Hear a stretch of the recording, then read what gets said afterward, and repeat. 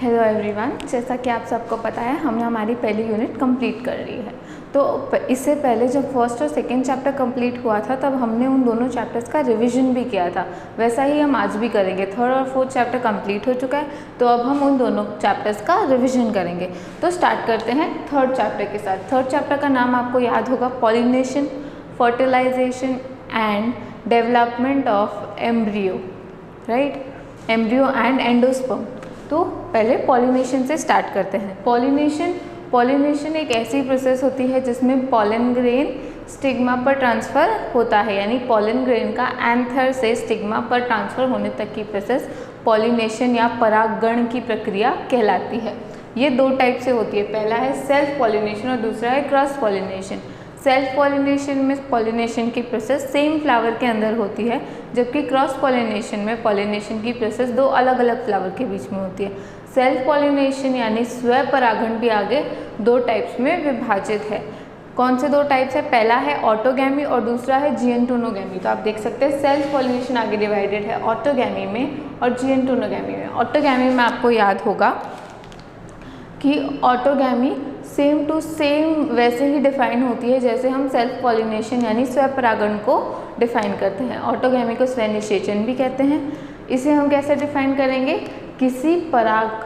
किसी पुष्प का परागण स्वतः किसी पुष्प का परागण उसी पुष्प की वर्तिकाग्र पर स्थानांतरित हो तो इस प्रक्रिया को हम कहते हैं स्वपरागण या ऑटोगैमी। यानी ऑटोगैमी क्या हुआ? पॉलन ग्रेन का सेम फ्लावर में पॉलन ग्रेन का एंथर से स्टिग्मा पर ट्रांसफ़र होने की प्रोसेस क्या कहलाती है? ऑटोगैमी। उसके बाद सेकेंड है जिएंटोनोगैमी। जिएंटोनोगैमी आपको याद होगा ये दो डिफरेंट फ्लावर्स के बीच में होती है, लेकिन वो दोनों अलग अलग जो फ्लावर्स है वो एक ही प्लांट यानी सेम प्लांट पर होने चाहिए। कुछ साइंटिस्ट इसे क्रॉस पॉलिनेशन में रखते हैं और कुछ साइंटिस्ट इसे सेल्फ पॉलिनेशन का मानते हैं। तो ये थोड़ी विवादास्पद कंडीशन है। तो जिएंटोनोगैमी क्या है? दो अलग अलग फ्लावर, लेकिन वो फ्लावर कहाँ होना चाहिए? सेम प्लांट का होना चाहिए। इस तरह से ये प्रोसेस कैसे हो जाती है? जेनेटिकली तो सिमिलर हो जाती है, यानी आनुवंशिक रूप से समान हो जाती है, लेकिन आकारिकी रूप से अलग अलग, क्योंकि दो अलग अलग फ्लावर्स इसमें पार्टिसिपेट कर रहे हैं। इसके बाद आता है सेल्फ पॉलिनेशन के अडॉप्टेशन, यानी सेल्फ पॉलिनेशन को सुनिश्चित 100% श्योर करने के लिए फ्लावर्स ने या प्लांट्स ने ऐसी क्या अडॉप्टेशन की है? तो पहला है बाइसेक्सुअलिटी। बाइसेक्सुअलिटी का क्या मतलब होता है? बाइसेक्सुअलिटी में बेसिकली हम ये देखते हैं कि एक फ्लावर के अंदर उसके चारों रोल्स प्रेजेंट हो, यानी उसके चारों चक्र प्रेजेंट हो। कैलेक्स और कोरोला तो होगा ही, उसका यहाँ पे कोई सेंस नहीं, मतलब उससे रिलेट में हम बात नहीं करेंगे। यहाँ पे क्या है?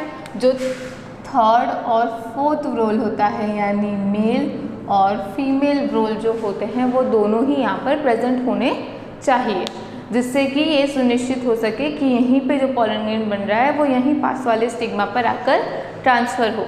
दूसरा क्या है? होमोगैमी। होमोगैमी का क्या मतलब होता है कि फीमेल पार्ट और मेल पार्ट दोनों एक ही टाइम पे डेवलप हो, यानी मैच्योर हो, यानी एंथर लॉब और स्टिग्मा दोनों एक टाइम पे मैच्योर यानी विकसित हो, जिससे कि स्व परागण के चांसेस और बढ़े। फिर तीसरा पॉइंट क्या है? क्लिस्टोगैमी। क्लिस्टोगैमी का क्या मतलब होता है? क्लोज्ड फ्लावर, यानी वो फ्लावर हमेशा बंद रहना चाहिए। बंद रहने का क्या मतलब है? कैलेक्स और कोरोला उसको कवर करके रखने चाहिए, यानी कैलेक्स और कोरोला कभी खुले नहीं। कैलेक्स अगर खुल भी जाए तो कोरोला कभी खुले नहीं। अगर फ्लावर कभी खुलेगा नहीं यानी खिलेगा नहीं तो उसके जो इंटरनल पार्ट्स है, मेल और फीमेल पार्ट यानी गाइनोशियम और एंड्रोशियम, वो बाहर के एनवायरनमेंट के कांटेक्ट में नहीं आएंगे, बाहर के कांटेक्ट में नहीं आएंगे, जिसकी वजह से क्या होगा? अंदर ही जो पॉलन ग्रेन डेवलप हो रहे हैं वो अंदर प्रेजेंट स्टिग्मा को ही क्या करेंगे? पॉलिनेट करेंगे। तो ये था हमारा क्रॉस सेल्फ पॉलिनेशन। इसके बाद सेकेंड है क्रॉस पॉलिनेशन। क्रॉस पॉलिनेशन में क्या होता है? दो डिफरेंट फ्लावर्स के बीच में ये प्रोसेस हो सकती है, चाहे वो दोनों फ्लावर सेम ट्री के हो या अलग अलग ट्री के, बट होने उसी की जाति की चाहिए, क्योंकि ये जाति एक पर आधारित प्रोसेस है, यानी स्पीशीज स्पेसिफिक प्रोसेस है। फिर क्रॉस पॉलिनेशन के लिए कुछ अडाप्टेशन आते हैं। अडाप्टेशन यानी क्रॉस पॉलिनेशन को सुनिश्चित करने के लिए प्लांट्स ने कुछ अडाप्टेशंस किए हैं। अडाप्टेशन में पहला पॉइंट है सेल्फ स्टर्लिटी। सेल्फ स्टर्लिटी का क्या मतलब होता है? इसका ये मतलब होता है कि किसी फ्लावर में अगर बाइसेक्सुअल फ्लावर है तो वहाँ जो पॉलन ग्रेन बन रहे हैं वो खुद के वर्तिकाग्र पर गिर के जर्मिनेट यानी अंकुरित होने के सक्षम ना हो, यानी स्वतः बांध्य हो। यानी वो पॉलन ग्रेन कैसा होना चाहिए, खुद बांधे होना चाहिए खुद के फ्लावर के लिए। अगर वही पॉलन ग्रेन किसी और फ्लावर पर आके गिरता है तो वहाँ पर वो जर्मिनेट कर जाएगा। तो ये क्या हो गया, सेल्फ स्टेरिलिटी, खुद के फीमेल पार्ट के लिए स्टेराइल है या बांध्य है। दूसरा है यूनिसेक्सुअलिटी या डाइक्लाइनिंग। यूनिसेक्सुअलिटी या डाइक्लाइनिंग का क्या मतलब होता है, किसी फ्लावर में एक ही रिप्रोडक्टिव वोल हो, यानी वो फ्लावर या तो फीमेल हो या मेल हो। इसका मैंने आपको बहुत अच्छा एग्जाम्पल दिया था, पपीता, आपको याद होगा। अगर आपके घरों के आसपास भी पपीता लगता है, उसका पौधा या पेड़ है, तो आपने ये चीज़ नोटिस भी की होगी कि पपीते के 2 पौधे एक साथ लगाए जाते हैं, एक मेल प्लांट और एक फीमेल प्लांट। मेल और फीमेल प्लांट का मतलब क्या हुआ, एक प्लांट पर मेल फ्लावर्स लगेंगे और दूसरे प्लांट पर फीमेल फ्लावर्स लगेंगे। तो फ्रूट कहाँ लगेगा, जहाँ फीमेल पार्ट होगा, राइट।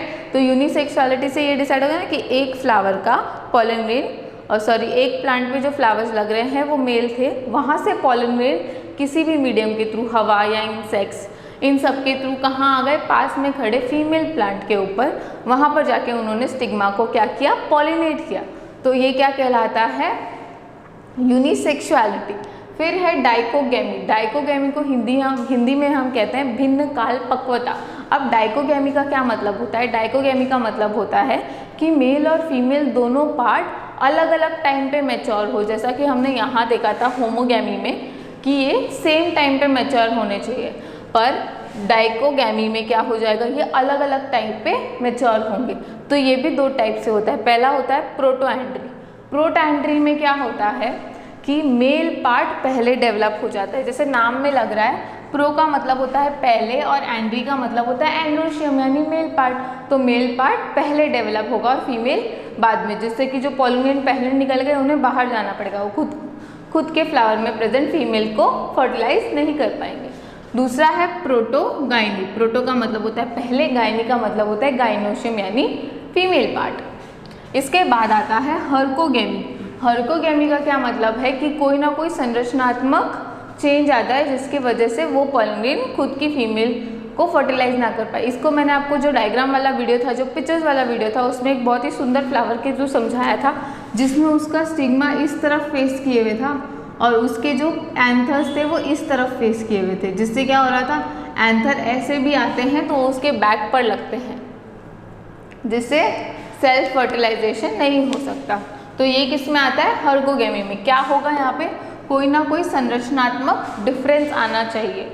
फिर क्या है, लास्ट है हेटेरोस्टाइली। हेटेरोस्टाइली का क्या मतलब होता है, एंथर और स्टाइल, सॉरी स्टेमन और स्टाइल दोनों अलग अलग लेंथ के होने चाहिए। या तो स्टाइल लंबा है तो एंथर छोटे छोटे होंगे, और यदि एंथर लंबे हैं तो स्टाइल होगा छोटू सा, जिसकी वजह से क्या होगा, एंथर अगर लंबे होंगे तो पॉलन ग्रेन बाहर की ओर गिरेंगे, अंदर की ओर नहीं गिर पाएंगे। और अगर स्टेमन लंबा और अगर स्टिग्मा लंबा होगा यानी स्टाइल लंबा होगा तो वो बाहर से आने वाले पॉलन ग्रेन के लिए ज़्यादा रिसेप्टिव बिहेव करेगा, क्योंकि अंदर से बाहर की ओर नहीं गिर सकते, राइट। फिर आता है इसके मेथड्स। अब क्रॉस पॉलिनेशन हमें पता है बाह्य एनवायरनमेंट पे डिपेंड करता है, तो एनवायरनमेंट यानी वातावरण के कुछ कारक इसमें हेल्प करेंगे।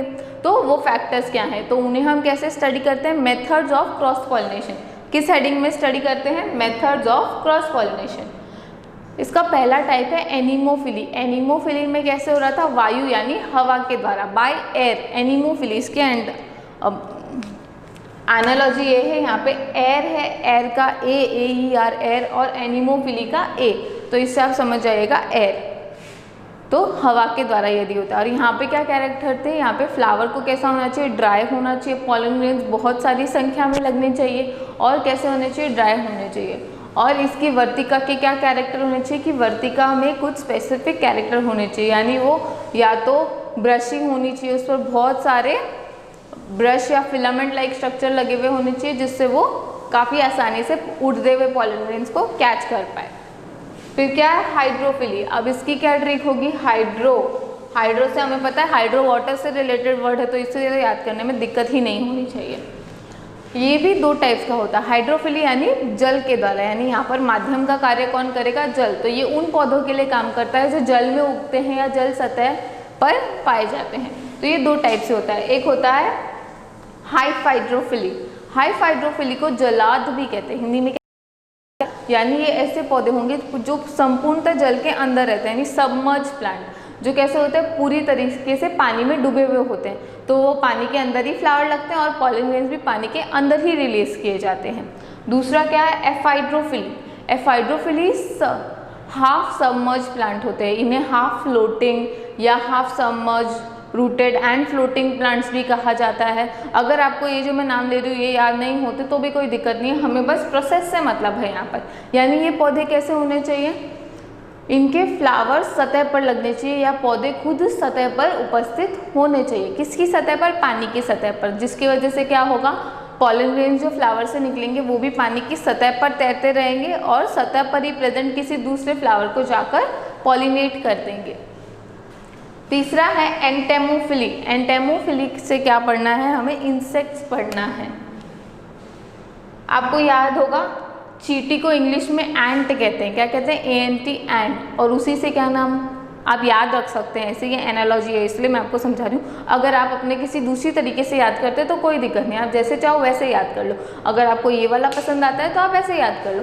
एंट को, चींटी को इंग्लिश में एंट कहते हैं और एंट से क्या, एंटेमोफिली। तो यहाँ पे किसके द्वारा होगा, इंसेक्ट्स के द्वारा, यानी कीट पतंगों द्वारा। यानी यहाँ पर चींटियाँ, बग्स, जो तितलियाँ होती है, जो मधुमक्खियाँ होती है और भी कई प्रकार की जो मक्खियाँ होती है, वो सारी जो पॉलिनेशन में पार्ट लेती है वो इनके द्वारा होती है। अब यहाँ पर क्योंकि दूसरा कोई जंतु इनके पास आ रहा है तो यहाँ के फ्लावर्स में कुछ विशिष्ट कैरेक्टर होने चाहिए, कुछ स्पेशल कैरेक्टर होने चाहिए। वो क्या होते हैं, एक तो फ्लावर को बहुत ज़्यादा सुंदर होना चाहिए, अट्रैक्टिव यानी ब्राइट कलर्स का होना चाहिए, और उसमें सुगंध आनी चाहिए यानी स्पेसिफिक ओडोर होना चाहिए। और क्या कैरेक्टर होना चाहिए, उसके पास नेक्टर यानी मकरंद होना चाहिए, जिसकी लालच में इंसेक्ट्स उसके पास आए। तो ये सारे फ्लावर्स के कैरेक्टर होने चाहिए। इसके बाद आता है ऑर्निथोफिली। ऑर्निथो से क्या याद रखना है, बर्ड्स। ऑर्निथो में क्या आते हैं, बर्ड्स। बर्ड्स यानी पक्षी। बर्ड्स भी फ्लावर के पास आए इसलिए फ्लावर के पास कुछ स्पेशल कैरेक्टर होने चाहिए, इसलिए यहाँ पर भी फ्लावर को रंग बिरंगा होना चाहिए यानी कलरफुल होना चाहिए। दूसरा, इसके पास नेक्टर होना चाहिए। तो बर्ड्स भी किसी चीज़ के लालच में आएंगे, खाली रंग देखकर तो आकर बैठेंगे नहीं, तो उन्हें क्या, नेक्टर मिलना चाहिए वहाँ पर। अलग अलग प्रकार के बर्ड्स अलग अलग टाइप के फ्लावर्स पर जाते हैं। जैसे मैंने आपको पिक्चर्स में काफ़ी अच्छे से एक्सप्लेन किया था कि फ्लावर का जो शेप होता है उसी के आधार पर उस बर्ड की चोंच या बीक का भी शेप होता है। तो ये इसका एक स्पेशल कैरेक्टर है। और अगला है यहाँ पे कायरेप्टेरोफिली। कायरेप्टेरोफिली किसके द्वारा होता है, चमगादड़ों के द्वारा यानी बाय बैट्स। यहाँ पर बैट्स पार्टिसिपेट करते हैं। अब बैट्स फ्लावर के पास किस लालच में आएंगे, या तो अगर वो मांसाहारी बैट है तो वो इंसेक्ट्स खाने की लालच में आएगा जो फ्लावर्स के पास रहते हैं। अगर वो शाकाहारी प्रकार का बैट है तो वो कैसे आएगा, नेक्टर यानी मकरंद की खोज में आएगा। तो बैट इन दो उद्देश्यों से फ्लावर के पास जाते हैं।